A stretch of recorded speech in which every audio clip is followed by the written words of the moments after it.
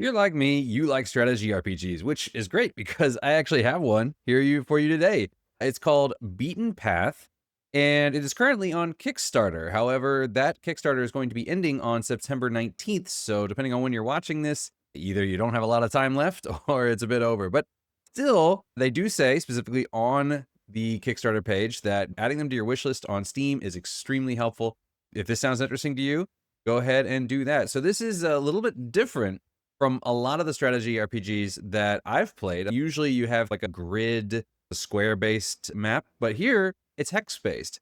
You have a little bit of a different movement style going through. You move at the angles a little bit better, which is interesting because I've been wondering why I haven't seen more strategy RPGs adopt this, but this is one that is doing it. It is going to have 20 recruitable characters, and there's going to be multiple classes. There's going to be dual classing, so you kind of like Final Fantasy Tactics, where you can have your primary class, and then you can have a secondary ability slot kind of thing. They're going to be doing that.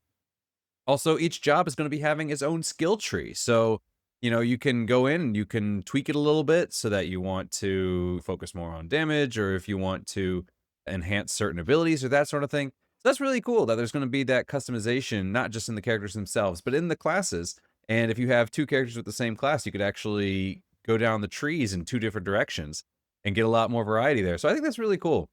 They're going to have about 200 abilities that they say. Characters may have their own abilities, but they are going to have their own stats. So, for example, certain characters might just naturally be beefier regardless of what class they are and whatnot. But yeah, 200 different abilities throughout those different classes, and there are going to be 10 different weapon classes. So there's 10 different kinds of weapons that you can equip. So that's really cool.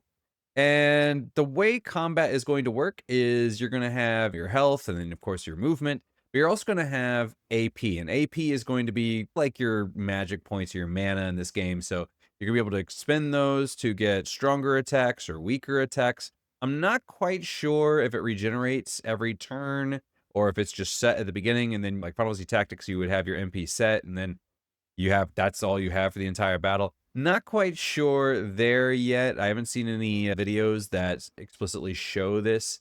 But yeah, it might regenerate. It might be like more like what was the previous game to Baldur's Gate? Divinity, yeah, Divinity. So in Divinity, each turn you get 6 nodes and you can expend those on abilities. It might be like that, but it looks like each character's AP is set around 100 to 115 or so. So it might just be mana. I'm not quite sure. They are going to have sync attacks. So if one person attacks and they're in range of another character, they can both attack for combined attacks. They also have breaking, which is going to be ending enemy turns.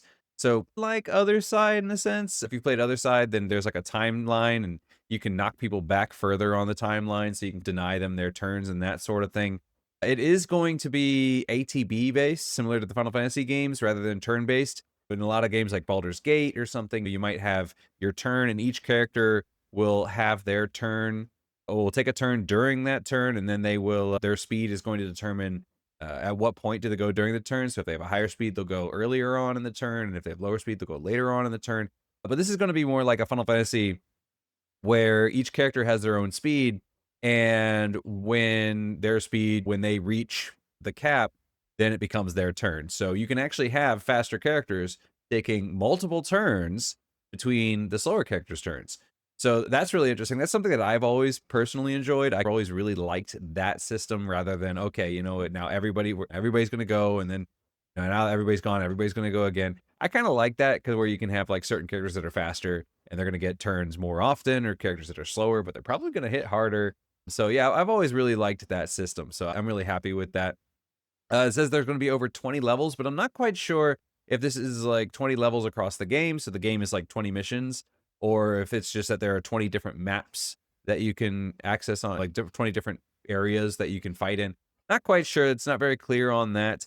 But it does say that there are going to be multiple styles of combat. So of course you have your defeat all enemies, but they're also going to have ones where there's like maybe a certain building or a tower that you have to destroy. There's ones where you just have to take out a certain boss, and there's going to be ones where you have to collect a certain item.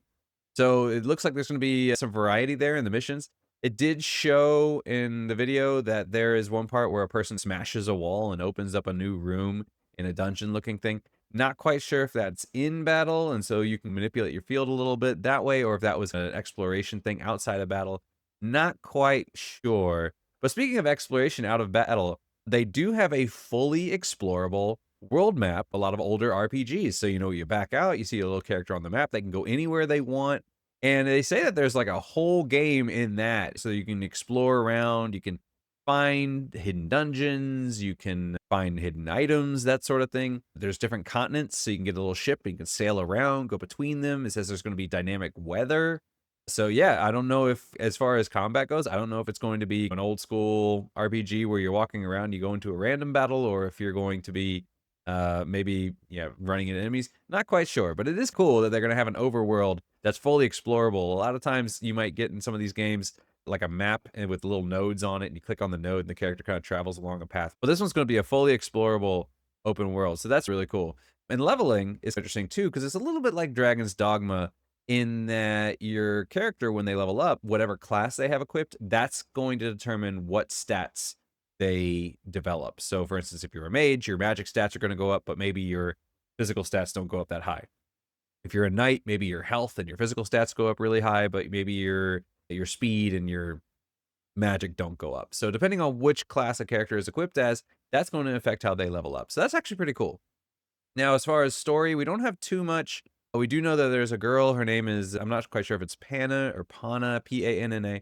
But anyway, she has lost her memories. And apparently she was part of some big war. So now she's wandering the world, piecing together these lost memories, meeting old allies that maybe she's forgotten, but they remember her, that sort of thing. So it looks interesting. Yeah, definitely worth the checking out. So anyway, this is currently planned for Steam and Epic Games. Consoles are a stretch goal. They are quite a ways down currently. Last when I checked it, it was around, I think 30,000 was where they were at. The original goal was 20,000, so they've already passed that. But I think the console goals were like over 100,000. So there's still quite a ways to go before that. But I'm personally hoping that they do hit it, because I would love to play this on my PlayStation. But yeah, so currently on Steam, it says that this game is set to release in 2026. Once again, though, the Kickstarter is going to end on September 19th. So we only have about 2 weeks left if you want to endorse this game. At any rate, check it out. Look at it on Steam. Look at the Kickstarter page. At the very least, wishlist it on Steam if you're interested. And if you want, you can join the Kickstarter. Yeah, check it out. Once again, Beaten Path.